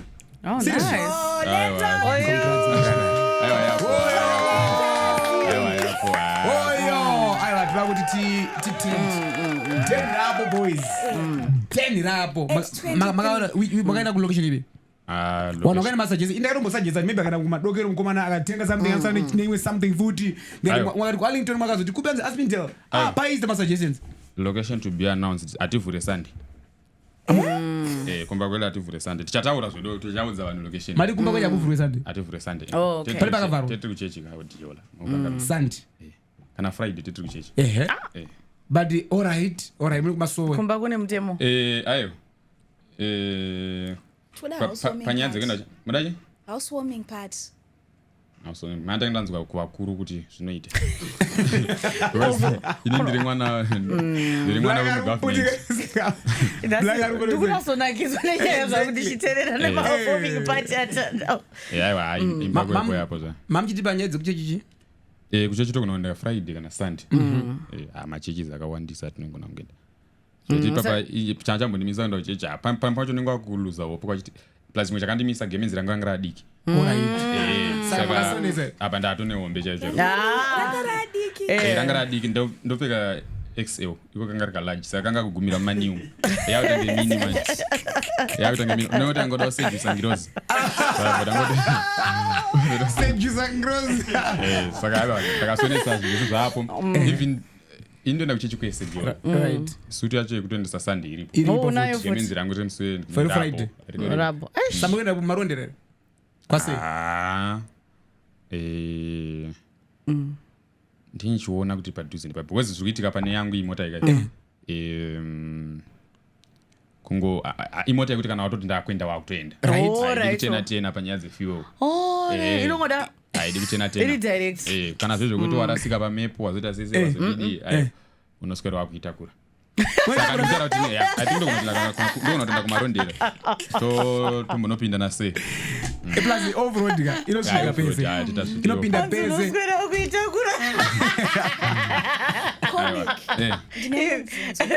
wakapiwa mari anti wakapiwa pajekerere ende tese tinoziva zvinoita tingangoti vanhu vatema ndozvatiri auno vanhu vakadzidza nawo kuprimary ndine mabhebhe ndakadzidza naye uyu nditori nebhebhe randakaita ndigrade 3 rakutanga kuti hanziye sori ndinda ndiri wrong akandiramba tiri kuprimary imagine grade 3 akuzokaita hanziye ndinda ndiri wrong iwe wakati wakuita move on life yako ndanga kufocus on magoals angu I think ndo pandakazotransfer ndakuenda grade 4 ndakatoenda kune chimwe chikoro ndichitomutisa ozaida ndikula down ndoni yacho aya but hama dzakati wandizva dzomsiwe definite inini ndakaisa masuggestions ndichitara pana pa people now criticizing vanhu vakudona neni ndikatiwatukwa zvako shamwari ndakambofara kuti umbotukwa no but inini ndakati chisingaziva ndechiti comic ndewangu comic ndewangu zvikudaro siri wemudanga ini ndakati aiwa comic kana achida handika anopo imwe boys rake something number 1 but vamwe vacho havafani kufila entitled Yatina kuramba kutoti zvinhu zvacomic ndezvedu, right? That's my point. And I said, okay, saka comic it's up to him. Okay guys, mchangova naisawo. Inini musaite masuggestions ya podcast ndikaona something. Musatombozvitaura. Handidakana need yekutombo explain. Onaji, inyaya kutoti I think zvinhu zvakataura na DJ Ola zvakatotange tiri kutaka kufungirana. Andoza ndabuda ndanga. Zvakatotange tiri kufungirana. Saka tiri ngoti ngatingoti iri wiki rinoranditika. Tine zvaticha announce. Wow. Oh wow, that's interesting. Wow.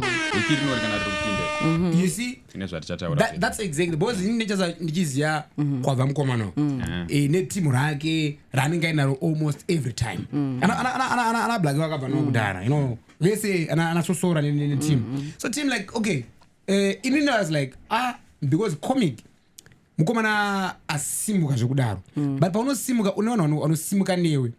Koita futi vamwe vanhu kuti pazvezviramba pepe black pepe ngitira kusimuka vanokutiza kuti baba wanokubuka vanozodzoka panguva yakada ivo vavapiyo manje, asi vanomira newe uchisimuka chero mchidonha kuti tikodonha itese bo iva vanhu vamadhayadhako. You need them. You need them one way or the other. Because one day tinotika mulive ndechekuti mari umwe musi unomunwa tine anhu atoziva comic wamboita big unomuka imwe nguva pange mari yapera. You need those people. They'll be like, uyakatidadira time yake chichi, you know. So you need one who goes that you know they're in your corner. But I like the fact that you say you're going to announce something this week, which is a good thing. Yeah, that's good. Yeah. Wonder reloading na comic. But chandoza ndicheti mukomana ari business minded and he's focused. So what's your message to the youth vari kuona kunzoko, you know, and other comedians zvichibva mubasa ravakaita nezvawakaonawo iwewe kubva mucomedy? Because vamwe vachita hazvibhadhari zvecomedy, but right now iwewe you're celebrating, he's celebrating your Raptor, your and hauna kupiwa because wakasupporta musangano in any way. Because anotora kuti munhu akapuwa dzato mupolitics ndezvechi, vanhu vakanakidzwa, you were honored by the president. Unogona even munhu wese anofarira zvaunoita. What's your message to comedians and vabereki chaivo vamwe vana vanochiti asiya zvecomedy ndezvechirombe, you know, tell us. Message yangu apa totora kumayouths vari kutanga ndiri right, kumayouths ese vari kudzoka uko ngatisaite chibasa ichi tichiti takatarisira mari stereke. Because hamuna DJ Ola ndaisatombozvifungidzira ese zvakaitika. Zvingoriwo zvinhu zvakangotaurika zvakatoitika ipapo. Zvava nyaya yeaward yacho iyo. Yes. Handaitomboriti mawadza yapo ngatingoenda utoona zvakamira sei. Yes. Saka chandonyanya believe ndechekuti right, munoiti chiko munhu wemukati kana achikuudza kuti hatite your instincts iwayo ndo zvandakaona kunge zvinonyanyoita kuti unyanyobuda. That's true. Because vana vangu kuti vabereki vedu tine maonero akasiyana tese tiri vanhu, saka vanenge vachiona vari panyama. Yes. Vanenge vachitoona rima zvakumberi kwako, but iwo kanotedzera izvozvo ukati haiwa zvishuwa saka rima riri kuonekwa kumba kwedu iri hapana wasiyana nazvo zvinoona kuti kudonhedza futi. Saka ingoitawo zvinhu zvokuti kana ari maskits iwayo yangoitawo clean content oregera tama zvemascandal then kupolitics akupindwa kana uri content creator. Perfect, well said. Ingova neutral uchita zvauri kuita. Nyange ukanzi uri kuita zvepatipi uita zvepati don't mention. Bonzo zvinhu zvinodonhedza izvozvo nemascandal aiyo necontent iyoyo yekuti vanhu vanenge vachita vakapfeka tambo iyi ndo isiri right. Kuti content creator unofanira kungotozvo zvafana inini DJ Ola mavideos angu kana mukanzi ambuya wenyu agarapo hapana pamunonzi takumbonyara kana pamunoti mama imbobuda itu komika atanga kuact. Exactly. Saka zvinhu zvekutiwo kana vanhu vakuru vachitogarira content yako vanenge vachitoonawo zvinhu. So iwewe you are a definition of or what it means to be a good content creator asina, you know, nudity. Because kuna vanobelieve kuti uwe viral upise unofana kuacta usina kupfeka kuvarume rikati kwakadzi zvinoitika DJ Ola kana varume kana vakadzi even varume ndo my extremes zvinoitika ndoti tine audience yakasiyana. Tine audience yakasiyana. Kuna vamwe vanenge vachitozvida izvozvo but ndichitaura kuti for your own benefit anditika kuti zvizokubatsirawo. Yes mari inowatowanika nemalikes like kana kunza romantize chiya inowatowanika naona vaida izvozvo but kuzorecognizwa nevakuru uzodidi pape pahombe pape pape ndakabva ndatochinja red card kape nyaya taitaura pape akakwira on social media right akakwira zingati now we are on what how many followers now nana Friday million inonopinda ku Facebook wow and before that you were on what 8 something wow inenge 838 musori kana kumawazi That's nice. That's amazing. That's very good. That's really amazing. And I unozazvawataura zvandanyatsoinzwisisa. I think apa matips are very crucial, valid yeah. and crucial kuvanhu vazhinji vanocreate content kunyanya pacontent yekuti haudi kuona wakapfeka ma-earphones unodawo content kuti unosununga inzwa moseka mese because joke rinobohwa kuti unoseka wega wakaisa ma-earphones utoka kuputika kuseka pane vanhu ukuseke you can't really tell them kuti pane hazvitarisi pane yonini kana vanhu vanofarira kuzvitambo vanoita zvitambo ngavaiti ana ola vanozotadza kushaya zvekuona kuna vanozozvida hatina kutomboti ngavasaiti ndikuitira ola aiwa nyaya ndikuitira ola ndinongoitira ola zvavo musandibvunza kuti why okay ndine one last mubvunzo you know wakapiwa chipo napresident ukapiwa chipo naSir Wicknell but pane vamwe vanhu vanga vakupowo zvipo riding on that wave but also as a way yekuadvertise ma-services awo aiwa zvine zvakudipenda kuti ndiani akadaro because pane pamwe pacho pekuti kana uchipisaka unoona nokuhotspota kupera yeah all right yeah true tichiona vanhu akatombotitamira pakawefikapo tikati noti aitrepi itrepi yevafundisi yekwaSt Floyd akatonoti aitrepi yebaba but kune mamwe maofazi akauya zvakafanana pane dhira akabva kucity parking wow so hatisi kubhadhira parking gore rese kupaka pamuri kuda ndipo rapta ma-Wednesdays ndiri mutown ma-Wednesdays unonga uchitora parking yanini kana aona kuti yakulika something wenda kukroko motors akatora kusevhisa kroko motors that iri kunayisa but ndafarira chinhu one chekuti kroko motors yazooffer kukusevhisa I think arikubhadhira mhosva yawo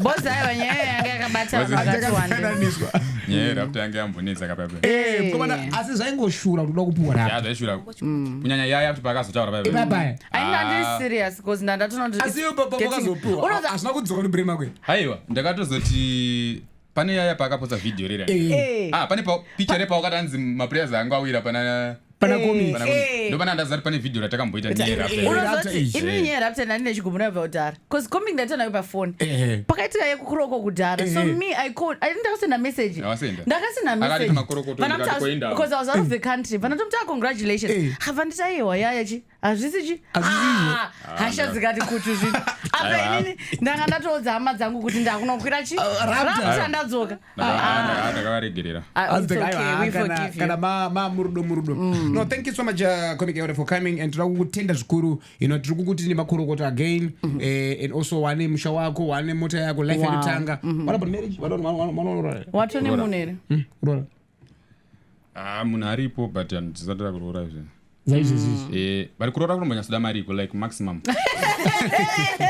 it's a good question though it's a good question pane pamwe pacho pekuti unonotsvira yekunzi ndiokomike udhakaichitarawo mari yemukomana yemupanhara because aunochajwa tisingatauri wakapo 150 5,000 is good but izvi zvingambokula aiwa no it's good because remember anozoenda no in this economy it's 5,000 zvakuzoenderana iwe olauna uri kuroora 5,000 munozoita sei after aiwa anozoitirwa hake 7,000 inoda kuchiroora munhu ane mwana kudhara because une mwana munhu wekutuma ndokosti yacho 7,000 but kana asina mwana 532 zvichidzika futi kana 2.8 unakomana wachangokurawo yeah but I think good price 5 that about is good enough but iwe unongoni zita nonotorai kunzi zita but zvichakunetsa zvichadhurira mukomana unorora because arunzi akapuwa 150 amaruya nerapta kumaroro iwe ndopa kuzorora ndakuma 60 tombopusha zvedu asi on a serious note mabebe asi kunetsa here like in DM because kuna vanhu vanotonetseka kuti ndonoti zvakuflorisha ndoda kuslida mudm ndoda kuti auya even maex mabebe aya zvinoitika zvishuwa kuya ndouya but manje kana usina discipline arononyura that's true kana wakangozvitraina yokuti unobvisa bhandi wangopinda murestroom chete zvapera but ukada kuzotedzerawo zvemunyika but vari kuuya vanouya but tinombozama kumborwisa unongozokundika unozongo ndiwanzokundikana zvangu ndiwanzokundikana nyaya dzisitodzipedza unodzimanager sei nebhebi rako 1 unonga kutongoti ayo ukatouya ndikatoona kuti watoya idaro ndokasika kuita hanzvadzi faster sister hanzvadzi ukama friends on papa zvakafanana nenzvimbo right uyu ndiye aindirwira kakuti musoko yarapto exactly right waiti chiyoyayo akatanga kuti ndakanaka but vakandijamba pane mamodels aidaenda kuchina kunorepresenta zimbabwe ndikati yaya ndipinzwa pamamodels komikeda umu mako iye alan ukona alan ndakatobosi vekutanga ndakataura kuti ndoda iwe wandi alan vandatomudza ndikandisvitsa kuna komiki mazuva ekutanga alan aitoti ari kuti vanhu vepafonani kusvika alan ndiye akutongoya kumba uri kuona kusvika ndadzofunga kuti iwe wanga usingadi saka iwe uri free here paweekend ndokuengage ndiripo around 2 masikati saturday ndiripo ndinogona kupedza basa ringi yandu ichiripo ndina saka afwan afwan dj ola ndimunogona kuti venyu moti pavenyu venyu bo kana vagawa kana kuti kwangowanda tisida vanhu totsvagere private alright saka it's fine but uzive kuti aleni ndakatotaura naye toda kumusurprise after yayo atida kumudza kuti kamutengera iphone 17 ina nditombozviziva kana nditombozviziva iphone kuti vari iphone 17 afana kutombozviziva asimatomudza dara naiwe surprise ndinoiziva seko apa unotongoziva handina kumbonzwa chino surprise yandinoziva ndeipi manje matotaura kamdaro but it's okay ndokuengage saturday ndiripo unondifonera sharp things ndikuda ndiminofonera ndimofanira kuda kuengage iya ndiyada kuengage but nejo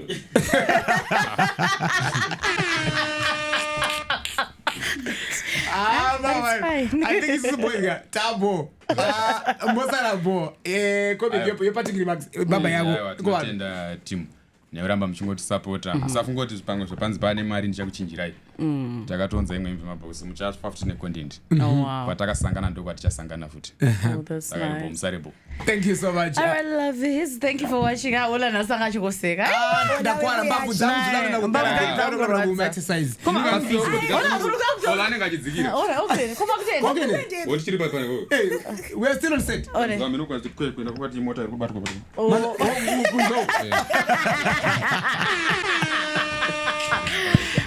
Mota muri kuichikira but hairi kurara pari save rumba. Aiwa po. Apa bata aiwa hapana. Plus zvinoitika manje ndokuti vanhu vandozoti pamwe vandondipa way muroda ndi. Vandotozodzikisa window but bozo vanenge watotya chi kudhara. Kuti mapombe madhara. Ndozvo yakanakira. Yeah, we. Pa police aumiswe? Aiwa police tinotongomira tichitorana mapicture chete. Chete. So ndoenda. Chitongo ndoenda. Bosi yeri kayinze kamba kunkuru aibata. Aiwa iyo ndo isizobata unowa kubata iyo. Ukazonowa kutondisunga ka. Okusunga mkuru. Saka mukutukire president. Yey. Ndida kundisiza. It's okay. Kuti saka muri china president. It's okay. Kama kundisunga. Kana muchisunga mota iyo. Wow. Guys, hi. Ili nasika. Kwakabva moyo taka DJ Ola. Yes. Ndokwatata retika ndirizokwira manje. Boza ndakabatwa apa na president musoro. Maoko kutai. Saka vakatokomenda president tikati right. Nesheti yako netrouser kabata president. Rakaonekwa zvese zvakaonekwa. President avatoziva side rangu rinorire rekuti atiri kupodcast yakachena daizo. Vandondiziva ndiri uri kuside. Nasi pana ndo ndongeyo ndiri musivi chete. Exactly. Ndiye ndiri muuniform. Alright, yebasa. Chatosara kuti sheti yangu ichiiswa coat of arms apo. Nebadge apa rewovet. Rewovet? Kowarwa unoiti futi. Aiwa like ndikurwisa hondo dziri muwani nemaskits.